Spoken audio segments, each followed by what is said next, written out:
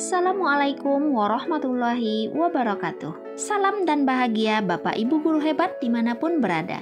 Berjumpa kembali dengan saya, Hani Marini SPDST, calon guru penggerak angkatan 9 dari SDN 06 Pau, Kecamatan Lubuk Sikaping, Kabupaten Pasaman.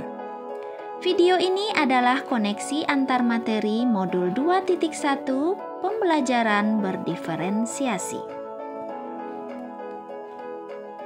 Apa itu pembelajaran berdiferensiasi?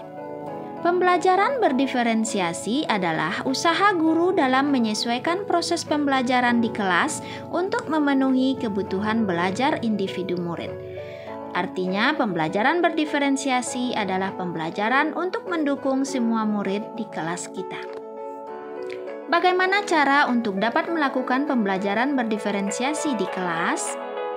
Agar dapat melakukan pembelajaran berdiferensiasi, guru harus yang pertama memahami tujuan pembelajaran, mengetahui dan merespon kebutuhan belajar murid, menciptakan lingkungan belajar yang mengundang murid untuk belajar, melakukan manajemen kelas yang efektif, dan melakukan penilaian berkelanjutan. Berkaitan dengan kebutuhan belajar murid, guru harus memahami 3 aspek berikut. Yang pertama, kesiapan belajar murid.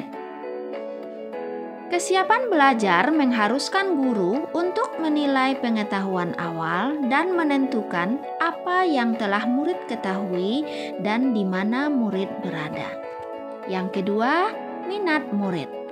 Minat setiap anak pasti berbeda-beda. Minat adalah salah satu motivator penting bagi murid untuk terlibat aktif dalam proses pembelajaran. Selanjutnya, profil belajar murid. Profil belajar murid berkaitan dengan lingkungan, budaya, gaya belajar, dan kecerdasan majemuk yang berbeda antara satu anak dengan yang lainnya. Kebutuhan belajar murid dapat diidentifikasi berdasarkan cara-cara berikut ini. Yang pertama, mengamati perilaku murid-murid.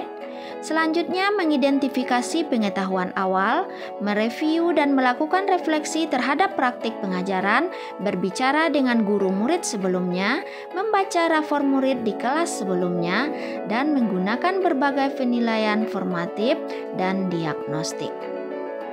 Strategi untuk mendiferensiasi pembelajaran bisa dengan 3 cara, yaitu diferensiasi konten, proses, dan produk. Guru dapat memilih salah satu atau kombinasi dari ketiganya.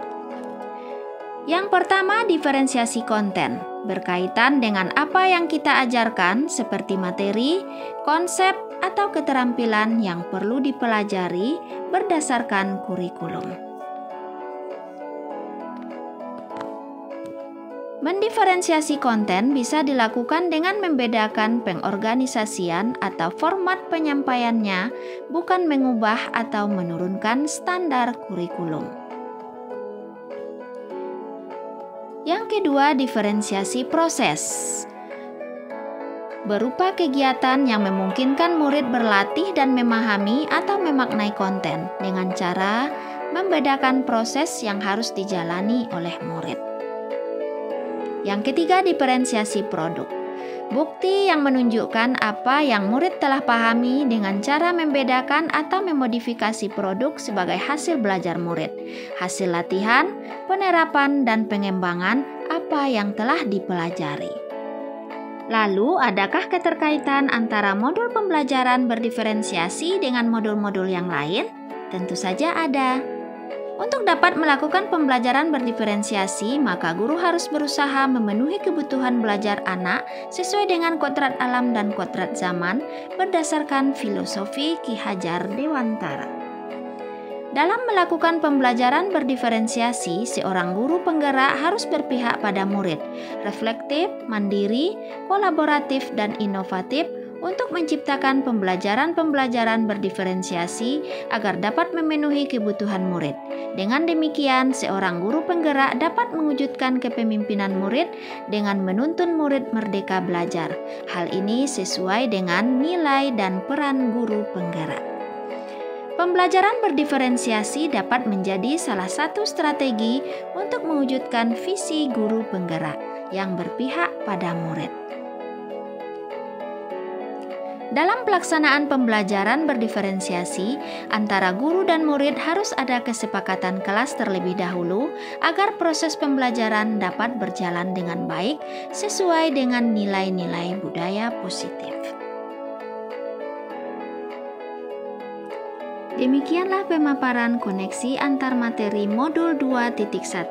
Semoga menginspirasi. Salam guru penggerak. Wassalamualaikum warahmatullahi wabarakatuh.